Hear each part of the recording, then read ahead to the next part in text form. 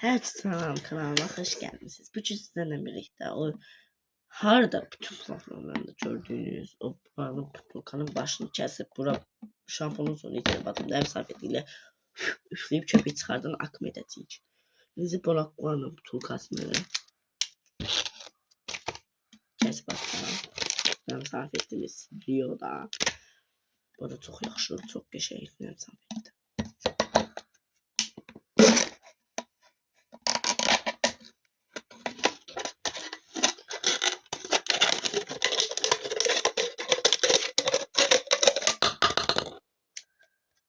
Acımadı. Sonra bu şekilde ruhdan sarfiyeti olarak bunu istifade edeceğim. Burada da birazcık çok az bu şekilde göstereyim.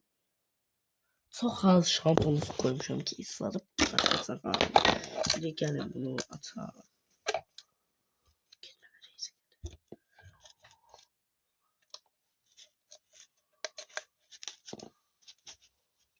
Neyse səhv etmirəm. Da Azərbaycan bayrağı.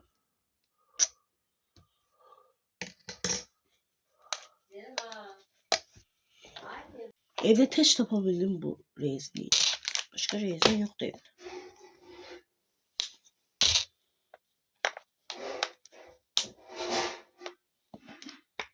Açma nasıl oynatacağım. Bu şekilde oldu. Burası burada tam. İngilizce batıracağım.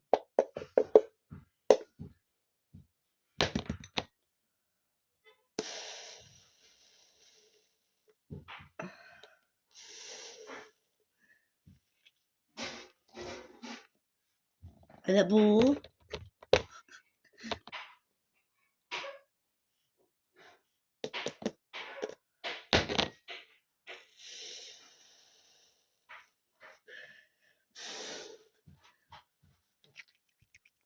Hele bu. Gözüme gidip bunun için çok şampuan getirdim. Gidip təzən yine getirdim. Batırıram. Batırdım Allah'ta.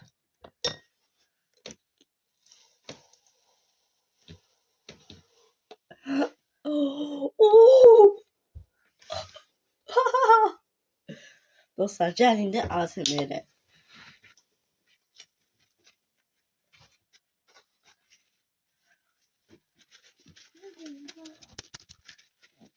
Başarılı.